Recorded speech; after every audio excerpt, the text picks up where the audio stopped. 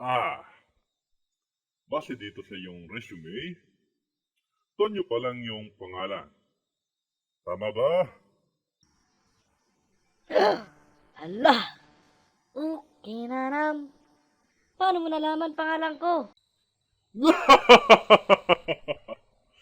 Masyado mo akong pinatatawa, iho.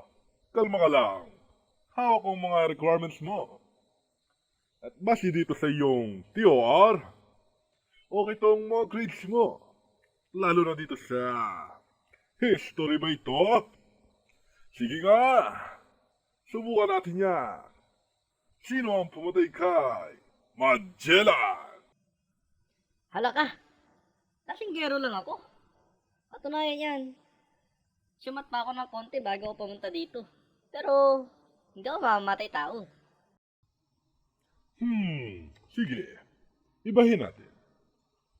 Sino ang unang presidente ng Pilipinas?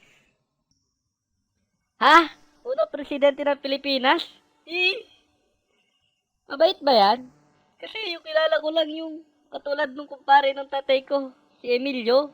Yung lagi nagbibigay sa akin ng aguinaldo tuwing Pasko. Magaling. Kailan naman siya nanumpa bilang Pangulo? Ah, eh...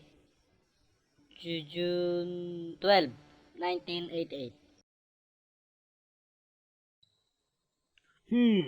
Okay. So, saang lugar naman siya nanumpa? Ay, hala. Ang alam ko lang na lugar, yung tahanan ng tito ko bukod sa amin. Yung doon sa Kawit, Cavite, yung pinupunta ko tuwing Pasko.